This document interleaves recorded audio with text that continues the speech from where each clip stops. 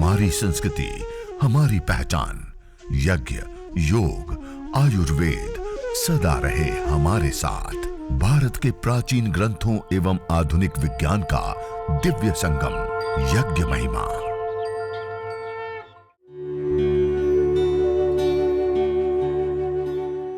भारतीय संस्कृति में यज्ञ, योग एवं आयुर्वेद जैसी अमूल्य विद्याएं हैं, जिसका मूल है वेद। इतिहास की ओर दृष्टि डालें तो भगवान राम, भगवान कृष्ण से लेकर राजा महाराजाओं, ग्रामवासियों व अरण्यवासी ऋषियों की कुटियों तक नित्य व नैमित्तिक यज्ञों का प्रचलन देखने को मिलता है। इदमग्नये जातवेदसे इदन्न मम। तीसरी समिधा लेंगे, तीसरी लकड़ी।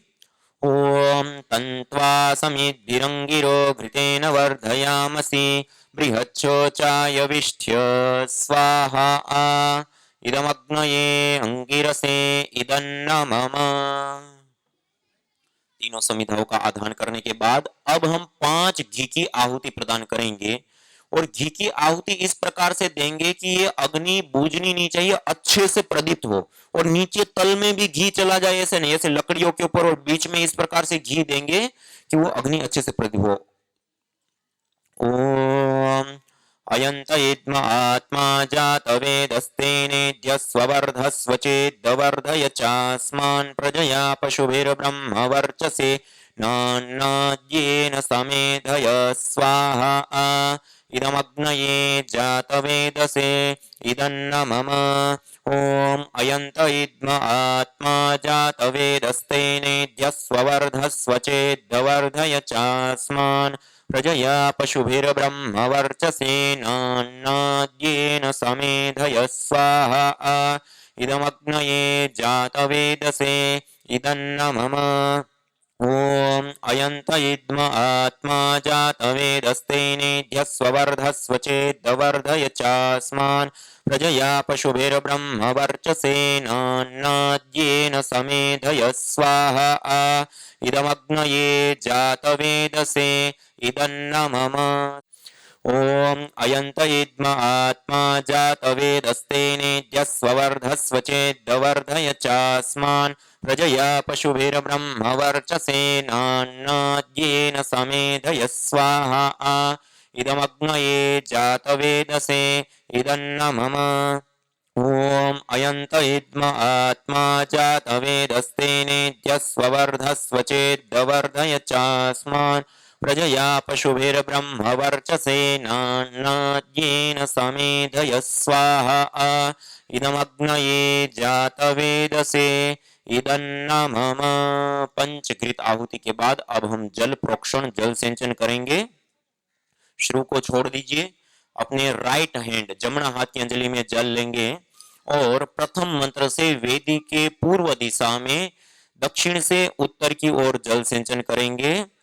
अपने आप सामने हवन कुंड रखा है, हवन कुंड की जो सामने की दिशा है उसमें आपकी जमनी बाजू से दाबी बाजू की तरफ धारा बनाते हुए ओम अदितेन मन्यस्व।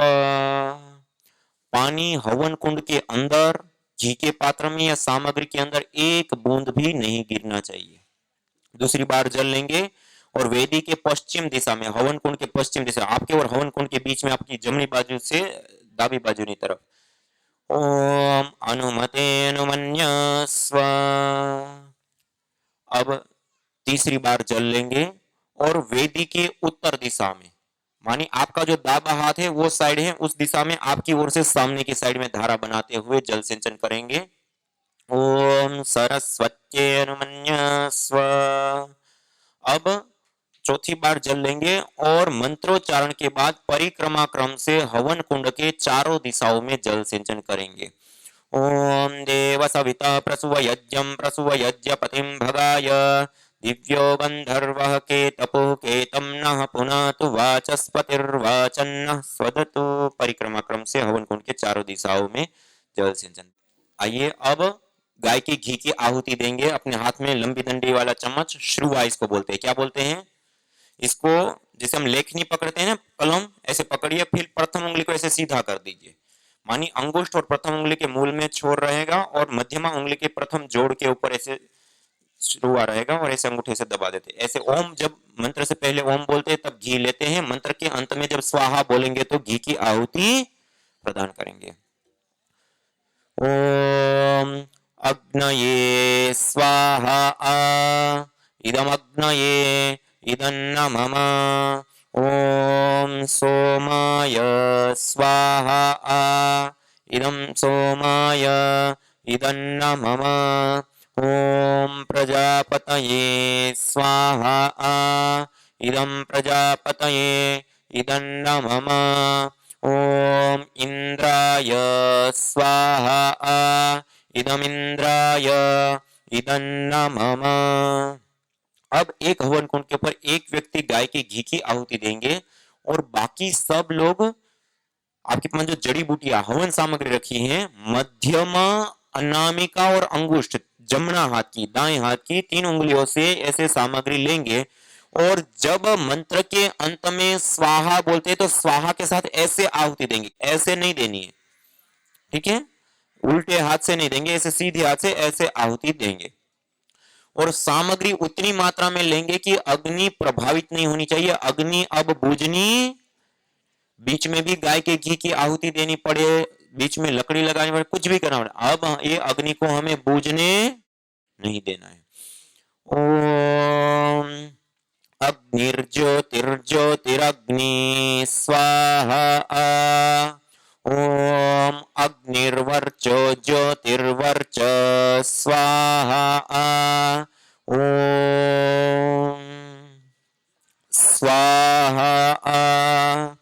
ओम सजुर्देवेन सवित्रा सजुरात्रेन्द्रवत्या जुषाणो अग्निर्वेतु स्वाहा। ओम भूरग्नये प्राणाय स्वाहा इदमग्नये प्राणाय इदन्नमम। ओम भुवर्वायवे पानाय स्वाहा इदं वायवे पानाय इदन्नमम। ओम स्वरादित्याय व्यानाय स्वाहा इदमादित्याय व्यानाय इदन्नमम। ओम भूर्भुवस्वरग्निवायवादितेभ्यः प्राणापानव्यानेभ्यः स्वाहा इदमग्निवायवादितेभ्यः प्राणापानव्यानेभ्यः इदन्नमम। ओम आपो ज्योतिरसोमृतं ब्रह्म भूर्भुवस्वरों स्वाहा। ओम या मेधां देवगणः पितरश्च उपासते तया मामद्य मेधयाग्ने मेधाविनं कुरु स्वाहा। ओम विश्वानि देव सवितर्दुरितानि परासुव यद्भद्रं तन्न आसुव स्वाहा। ओम अग्नेनय सुपथाराये अस्मान् विश्वानि देव वयुनानि विद्वान् युयोध्यस्मज्जुहुराणमेनो भूयिष्ठान्तेन उक्तिं विधेम स्वाहा। सब लोग मेरे साथ मंत्र का उच्चारण करेंगे। ओम भूर्भुवस्वः तत्सवितुर्वरेण्यं भर्गो देवस्य धीमहि धियो यो नः प्रचोदयात् स्वाहा। ओम भूर्भुवस्वः तत्सवितुर्वरेण्यं भर्गो देवस्य धीमहि धियो यो नः प्रचोदयात् स्वाहा। ओम भूर्भुवस्वः तत्सवितुर्वरेण्यं भर्गो देवस्य धीमहि धियो यो नः प्रचोदयात् स्वाहा। ओम त्र्यंबकं यजामहे सुगंधिं पुष्टिवर्धनम् उर्वारुकमिव बन्धनान् मृत्योर्मुक्षीयमामृतात् स्वाहा। ॐ त्र्यम्बकं यजामहे सुगन्धिं पुष्टिवर्धनम् उर्वारुकमिव बन्धनान् मृत्योर्मुक्षीयमामृतात् स्वाहा ॐ त्र्यम्बकं यजामहे सुगन्धिं पुष्टिवर्धनम् उर्वारुकमिव बन्धनान् मृत्योर्मुक्षीयमामृतात् स्वाहा ॐ सर्वं वै पूर्णग्वं स्वाहा ॐ सर्वं वै पूर्णग्वं स्वाहा ॐ सर्वं वै पूर्णग्वं स्वाहा। अब चम्मच आदि को छोड़ दिए, हाथ को, आपके पास नेपकिन आदि है तो उससे पोंछ लीजिए। अब हवन कुंड के अंदर ना समीधा डालनी है, ना गाय का घी, ना सामग्री, कोई भी वस्तु की आहुति अब नहीं देना है। अब सब लोग हाथ पोंछ करके, हाथ जोड़ करके सीधे बैठिए। सत्याह संतु यजमानस्य कामका, इस प्रकार मंत्रोच्चारण पूर्वक जय देवी देवताओं को आहुति प्रदान करके जो व्यक्ति जो मनोकामना प्रार्थना करता है वो समस्त प्रकार की मनोकामनाएं प्रार्थनाएं पूर्ण होती है। तो आइए सभी लोग सीधे बैठ करके हाथ जोड़ करके प्रभु से प्रार्थना करेंगे संपूर्ण विश्व के मंगल की। ओम सर्वे भवन्तु सुखिनः सर्वे सन्तु निरामयाः सर्वे भद्राणि पश्यन्तु मा कश्चित् दुःखभाग् भवेत्। ॐ शान्ति शान्ति शान्तिः। तो इस प्रकार ये छोटा सा हवन होता है।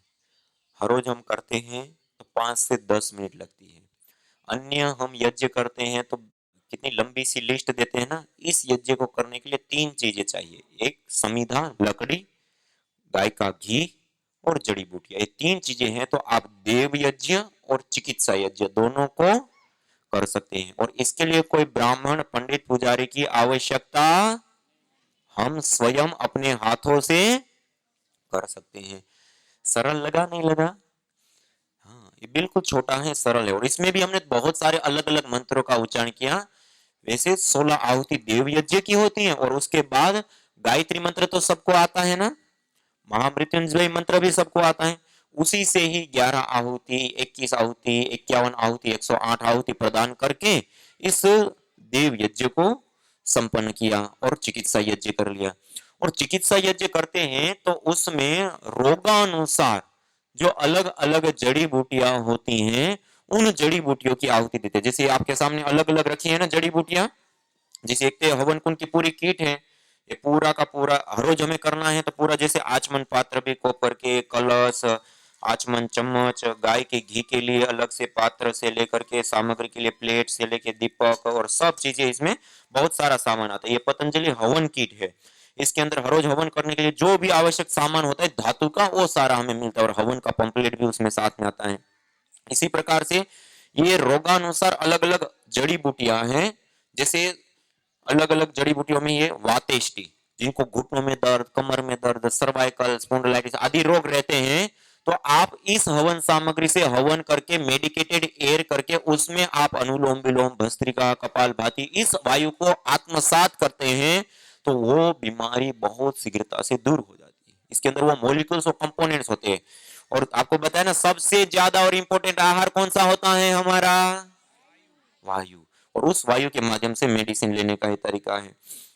इसी प्रकार ये चर्मेष्टि हवन सामग्री, जितने भी चर्म रोग होते हैं ना, दाद, खाज, स्किन एलर्जी, सोराइसिस, एक्जिमा और अलग अलग बहुत सारे फंगल इन्फेक्शन आदि, उन सब के लिए चर्मेष्टि हवन सामग्री से हवन करते हैं। इसी प्रकार ये कफेष्टि हवन सामग्री, जितने भी अस्थमा, दमा से लेकर के कफ के संबंधित जितने भी रोग होते हैं उसके लिए कफेष्टि हवन सामग्री से हवन करते हैं। ऐसे ही हार्ट से संबंधित जिनको समस्या है, ब्लड प्रेशर का बढ़ हो जाना, कम हो जाना, हार्ट बीट का असंतुलित हो जाना या कोलेस्ट्रॉल, ट्राइग्लिसराइड आदि का बढ़ जाना, तो उसके लिए हृदयष्टि हवन सामग्री से हवन करते हैं। ऐसे ही ये मधुइष्टि टाइप 1 और टाइप 2 दोनों ही प्रकार की डायबिटीज की समस्या के लिए ये मधुइष्टि से हवन सामग्री से हवन करते हैं। ये मेधेष्टि जिनको मस्तिष्क से संबंधित रोग हैं, स्मृति दौर्बल्य से लेकर के नींद ना आने से लेकर के स्ट्रेस तनाव डिप्रेशन से लेकर के सिर दर्द भारीपन अलग अलग प्रकार के मस्तिष्क संबंधित जितने रोग हैं उसके लिए मेधेष्टि से हवन करते हैं। ऐसे ही एक कफेष्टि हवन सामग्री जो कफज रोगों के लिए, और कर्कटेष्टि हवन सामग्री कैंसर अलग अलग कैंसर होते हैं ना, उन कैंसर के लिए कर्कटेष्टि हवन सामग्री से हवन करते हैं। ऐसे ही ये प्राणेष्टि हवन सामग्री, प्राणेष्टि हवन सामग्री जिनको मल्टीपल एक साथ कई सारी बीमारियां हो जाती हैं, बार बार बीमारियां होती हैं, या फिर जिनको वंशानुगत रोग होते हैं ना, माता पिता से रोग प्राप्त होते हैं, या जिनको ऑटो इम्यून डिजीज कहते हैं, जो अपना ही सिस्टम अपने विरोध में कार्य करता है और मजबूत सेलों को डैमेज करता है, ऑटो इम्यून डिजीज। तो ऐसी बीमारियों के लिए प्राणेष्टि हवन सामग्री से हवन करते हैं। निसंतानता, बंध्यत्व या धातुओं का पोषण ना होना, इसके कारण संतान ना होना, ऐसी समस्या होती है तो उसके लिए संततेष्टि हवन सामग्री से हवन करते हैं। और कई बार ऐसा होता है कि हम रिपोर्ट करते हैं, सब कुछ करते हैं, लेकिन कोई रोग आता नहीं, दवाइयां लेते हैं उससे भी ठीक होता नहीं, और क्लेश झगड़े ये वो अलग अलग प्रकार की सारी जो अदृष्ट के द्वारा मिलने वाली जितनी प्रारब्ध जनित जितनी भी बीमारियां रोग दोष आदि होता है तो उसके लिए प्रारब्धेष्टि हवन सामग्री से हवन करते हैं। तो इस प्रकार से 11 प्रकार की हवन सामग्रियां और 2 प्रकार के धूपन, ये हवन हमने कर लिया। हवन होने के बाद इसको कहते हैं यज्ञाग्नि। अब ये यज्ञाग्नि समाप्त हो गया, यज्ञाग्नि शांत हो गया, अब अंगारे बच गए, अंगारों को कहते हैं ब्रह्माग्नि। क्या कहते हैं? आपकी आवाज नहीं आ रही है। हाँ, उस ब्रह्माग्नि के ऊपर एक दिव्यष्टि हवन धूप, एक जोना धूप कहा जाता है, आपने सुना होगा, साल के पेड़ का गोंद राल होता है, और उसके साथ साथ गुगुल और एक कुछ ऐसे विशेष द्रव्य होते हैं, उसकी धुनी सुगंधित होती है, बैक्टीरिया वायरस फंगस आदि को घर से पूरी तरह से समाप्त दूर करने के लिए, गुड हार्मोन्स को बनाने के लिए, स्ट्रेस तनाव डिप्रेशन क्लेश और देवी शक्तियों के पूजन आदि के लिए ये दिव्यष्टि हवन धूप को थोड़ा सा अंगारों के ऊपर हवन के बाद डाल देते हैं। ऐसे ही ये गुगुल हवन धूप है, ये जो अग्नि शांत हो जाएगी ना उसके बाद अंगारों के ऊपर, अब जिनके हवन कुंड की अग्नि शांत हो गई है, अग्नि नहीं रही है, आपके पास एक छोटी सी डिब्बी होगी, उसके अंदर गुगुल रखा है, देखिए उस गुगुल को जिनकी अग्नि शांत हो गई है वो अंगारों के ऊपर डालेंगे। अग्नि प्रदीप्त है तो वो अभी थोड़ी देर रुक जाएंगे, जब अग्नि शांत हो जाएगी अंगारे हल्के हो जाते हैं, उसके बाद उन अंगारों के ऊपर उस गुगुल को, जो डिब्बी है ना उसके अंदर रखा है, उस गुगुल को अंगारों के ऊपर डाल देंगे। गुगुल के बारे में अथर्ववेद में विशेष रूप से बताया, न तम यक्ष्मा अरुंधते नैनम सप्तो अश्नुते यम भेषजस्य गुलगुलो सुरभिर्गंधो अश्नुते। जिसको भेषज औषध गुगुल की सुरभि सुगंधि प्राप्त होती है उसको कैसे किसी भी प्रकार का कोई रोग ताप संताप या उस परिवार में उस घर में कोई अशुभ आ सकता है, इतनी बड़ी ताकत होती है। और आयुर्वेद में कहा, गुगुलम धूप कामादम प्रसिद्धम मंगल प्रदम, ये धूप कार्य के लिए प्रसिद्ध द्रव्य होता है और जीवन में मंगलदायी होता है।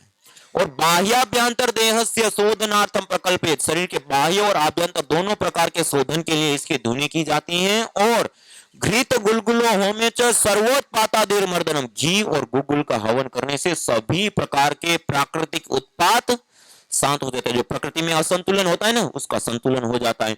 और हमारे शरीर के अंदर वात पित्त और कफ 3 दोष होते हैं, उन तीनों का समन करता है। तो एक गुगुल की धुनी अपने घर में हमें हर रोज अवश्य करनी चाहिए। हवन के बाद ऐसे अंगारों के ऊपर थोड़ा सा डाल करके उसकी धुनी कर दी। रोग विशेष है तो रोग विशेष की हवन सामग्री से 21, 51, 108 जैसी रोग की अवस्था इतनी आहुतियां दी, उसके बाद यही जड़ी बूटियां मान लो कि 10 ग्राम ली तो 10 ग्राम ही गुगुल लिया और 10 ग्राम गाय का घी लिया, इन तीनों को आपस में मिला लेते हैं और अंगारों को पास पास में रख करके दबा देते हैं और अंगारों के ऊपर एक स्थान पे ऐसे धीरे से हल्का सा एक स्थान पे रख देते हैं, पूरे में बिखेरते नहीं है, एक स्थान पे ऐसे डाल देते हैं। फिर वो धीरे धीरे मंद मंद सी धुनी उठती रहती है, मेडिकेटेड एयर, और उस वायुमंडल में रहना, उस वायु को किचन बेडरूम घर सब जगह पे उस धुनी को फैला दिया और उस वायु के अंदर बैठ करके फिर उसमें योगाभ्यास प्राणायाम आदि करते हैं। तो आपको जान करके आश्चर्य होगा, जो रोग बड़ी बड़ी बीमारियां कही जाती हैं जो कई कई महीनों पर ट्रीटमेंट करने से भी ठीक नहीं होती, या डॉक्टर लोग जो जवाब दे देते हैं कि अब ये रोग ठीक ही नहीं हो सकता है, वो रोग भी ये यज्ञ चिकित्सा करके और यज्ञ के इस धूम्र में प्राणायाम योगाभ्यास करने पर वो रोग भी चंद दिनों के अंदर ठीक हो जाते हैं, बड़े बड़े रोग। तो ऐसे चिकित्सा के लिए भी यज्ञ करे, देव पूजन के लिए भी, वायु प्रदूषण, ग्लोबल वार्मिंग, ओजोन परत का क्षरण से लेकर के उसमें भी लाभदायी होती है, रेडिएशन से हमारा बचाव करता है, बैक्टीरिया वायरस फंगस से हमारा बचाव करता है, जंगल जैसा वायुमंडल हमें देता है, उसके साथ साथ पुण्य हमें प्राप्त होती है, हमारी मनोकामना पूर्ण होती है, देवताओं का पूजन होता है, प्रकृति के प्रति जो हमारे ऋण है उन ऋणों से उऋण होते, कितने सारे एक साथ लाभ हैं। सूची जीवो अग्नि सहस्रारंभ, यह पवित्र ज्वाला वाली यज्ञाग्नि हमें हजारों हजारों लाभ प्रदान करते हैं। उसमें भौतिक भी है, अभौतिक भी है, दृष्ट भी है, अदृष्ट भी है, और पंचभूतात्मक या पिंड से लेकर के पंचभूतात्मक के संपूर्ण ब्रह्मांड में स्वास्थ्य और संतुलन कायम करने के साथ साथ मानवीय चेतना का उत्कर्ष कर हमें अति मानस चेतना की ओर अग्रसर करता है। इसके अथाह अथाह लाभ हैं। तो ऐसे यज्ञ को हमें हर रोज करना चाहिए, नहीं करना चाहिए? आपकी आवाज नहीं आए, करना चाहिए नहीं करना चाहिए? आप सब हर दिन 5 से 7 मिनट अपने घर के अंदर हवन करेंगे? आपकी आवाज नहीं आ रही, हाथ नहीं उठ रहा है। करेंगे सब लोग 5 से 7 मिनट? आप सब के लिए एक बार जोरदार अभिनंदन। हाँ, ये हमारी मूल परंपरा है। आज से हम एक संकल्प लेकर के जाएंगे, सब लोग हर दिन अपने घर के अंदर 5 से 7 मिनट यज्ञ जरूर। हाँ, कितने सारे लाभ है ना। अब देखिए, इतने सारे लाभ मिलते हैं, हमने किया तो हमें प्राप्त हुआ। क्या हमारे साथ हमारे भाई, हमारे बहन, हमारे मित्रगण, हमारे संबंधीगण, उनको भी इतना छोटा सा यज्ञ हम सिखा दे, करा दे और उसके घर में प्रेरित करके हवन कुंड पहुंचा दें, तो आप जैसे मैंने कहा ना कि यज्ञ करने पर सबका आरोग्य उत्तम रहता है। हम साइड बहुत सारे लाभों को देखते हो तो बहुत सारी चीजें, हम खाली एक ही चीज को देख लें कि आरोग्य, कि वो व्यक्ति बीमार ना हो। जिस घर के अंदर प्रतिदिन इतना छोटा सा हवन और गुगुल आदि की ऐसी धुनी हो जाए, उस घर में बीमारियां होती ही नहीं है। तो हमने अपने घर में किया तो अपना घर पूरा ऐसा बन गया। हमने अपने संबंधी जनों को, अपने भाई मित्र जो हमारे साथ रहते हैं, उनको भी हमने प्रेरित किया, उनको भी हमने सिखा दिया, बता दिया और उन्होंने करना चालू कर दिया। तो इसका इतना बड़ा पुण्य होता है कि आप यदि किसी व्यक्ति को, कोई पूरा परिवार है और उसका पूरा मेडिकल खर्च, जितना भी दवाखाने हॉस्पिटल के अंदर बीमारियों के कारण होने वाला जीवन भर का खर्च हो, और आप ऐसे कहो कि जितना खर्च हो वो सारा जीवन भर का पूरे परिवार का खर्च हम देंगे, तो उसका कितना बड़ा पुण्य होगा। आप यदि एक घर के अंदर हवन पहुंचा दो तो इससे भी बड़ा पुण्य इस यज्ञ के माध्यम से मिलता है। तो इस पुण्य को भी प्राप्त करना है। क्या हम ये एक संकल्प और ले सकते हैं कि एक सप्ताह में एक परिवार को हम जरूर प्रेरित करके उनके घर में हवन कुंड पहुंचाएंगे और उनको प्रेरित करेंगे कि हर रोज ऐसे हवन कर लो, कोई रोग दोष और किसी प्रकार के अशुभ से आप ग्रसित नहीं होंगे। क्या हम करा सकते हैं? एक सप्ताह 7 दिन में एक व्यक्ति को हम तैयार कर सकते हैं, करेंगे। आज हम ये अग्नि की साक्षी में दूसरा संकल्प भी लेंगे कि हम प्रतिदिन यज्ञ हर रोज करने के साथ साथ एक सप्ताह में एक परिवार को प्रेरित जरूर करेंगे। और आज आनंद आया नहीं आया करने में? आपकी आवाज नहीं आई, बड़ी ढीली हो गई। आपको आनंद आया नहीं आया? हाँ, तो क्या हम सब एक और संकल्प ले सकते हैं? हर 3 महीने में एक बार अपना अपना कुंड ला करके सब साथ में बैठ करके एक साथ बड़ा यज्ञ महोत्सव मनाए। क्या कर सकते हैं? तो जोर से ताली बजा करके अपना समर्थन दीजिए। हाँ, तो 3 संकल्प हो गया। एक, हर दिन 5 से 7 मिनट हवन अपने घर में करेंगे। एक सप्ताह में एक परिवार को जरूर प्रेरित करेंगे। और 3 महीने में सब लोग एक साथ एक जगह पर बैठ करके बहुकुंडीय यज्ञ के साथ बड़ा यज्ञ महोत्सव। हाँ, ये 3 संकल्प लेकर के जाएंगे। न जाने कितनों ने आहुतियां दी इन अमित्र रोगों के संतापों से, है वर्तमान भी आज दुखित, न पूछो भविष्य के प्रकोपों से। प्रत्युष पावनी होती जहां, यज्ञानुष्ठान घर आंगन में, वहां मनुष्येतर सब झूमते, शांति भरे सुख आनंद से। इदम हवीर यातो धाना नदी फेना इमाम वहत, अर्थात जैसे नदी का जल जाग को बहा ले जाता है, वैसे ही यज्ञ में आहूत की हुई हवि सभी प्रकार के रोग, दोष, ताप, संतापों को वैसे ही बहा ले जाती है जैसे नदी जागो को। अग्निहोत्र को करते हैं। यज्ञ को करने के लिए सबसे पहले मैंने कुछ चीजें महत्वपूर्ण आपको बता दी। दूसरी एक महत्वपूर्ण चीज होती है कि हम जब यज्ञ करने के लिए बैठते तो जो यजमान है, जिस ओर से हम घृत की आहुति प्रदान करते, वह व्यक्ति पूर्वाभिमुख होकर के बैठे, अर्थात उसके सामने सूर्य हो, पूर्व की ओर उसका मुख हो, इस प्रकार से बैठे। और बाकी अन्य जो लोग हैं वो अन्य दिशाओं में आराम से बैठ सकते हैं। दूसरा, जो हम कलश रखेंगे और दीप प्रज्वलन करने के बाद जब रखते हैं तो उसको हम ईशान कोण के ऊपर, इस कोण को ईशान कोण बोलते हैं। मैं अभी आपके सामने पूर्वाभिमुख होकर के बैठा हूं और ये ईशान कोण की ओर हम कलश को और दीपक जब हम प्रज्वलित कर लेंगे, अग्न्याधान कर लेंगे, उसके बाद उसको ईशान कोण की ओर रखते हैं। और जब हम आहुतियां प्रदान करते हैं उससे पहले आघारावाज्य भाग आहुति, 4 आहुतियां हम प्रदान करते हैं। उस दौरान प्रथम जो आहुति होती है वह उत्तर दिशा की ओर जो प्रदीप्त समिधा है, उस प्रदीप्त समिधा के ऊपर हमें पश्चिम से पूर्व की ओर धारा बनाते हुए आहुति देनी होती है। इसी प्रकार से दूसरी आहुति जो दक्षिण दिशा की ओर प्रदीप्त समिधा है, उसके ऊपर पश्चिम से पूर्व की ओर धारा बनाते हुए आहुति दे, और उसके बाद की 2 आहुति है उसको वेदी के मध्य में हम आहूत करते हैं। इस प्रकार से हम यह 4 आहुतियां विशेष रूप से दी जाती है और बाकी आहुतियों में हम इसमें अलग अलग जगहों पे अलग अलग आहुतियां देते हुए अग्नि अच्छे से कैसे प्रदीप्त रहे, कैसे अच्छे से सामग्री आदि डाली जाती है, वो कैसे जले, उन चीजों को। यज्ञ भारतीय संस्कृति का मूल है। तो आइए हम संकल्प लें, संसार के श्रेष्ठतम कर्म यज्ञ को अपनाएं। पिंड और ब्रह्मांड में संतुलन कायम करने वाले यज्ञ को अपने जीवन का अभिन्न अंग बनाएं एवं प्रकृति मां के प्रति अपने ऋणों को अदा करें। विश्व स्वास्थ्य का एक नारा, यज्ञ से होगा जग उजियारा। भारतीय संस्कृति की अमूल्य विरासत यज्ञ की महिमा को जानने हेतु वैदिक चैनल पर प्रतिदिन प्रातः एवं सायं 11:30 बजे यज्ञ महिमा कार्यक्रम से जुड़े। विशेष जानकारी हेतु संपर्क करें। मोबाइल 9068565306।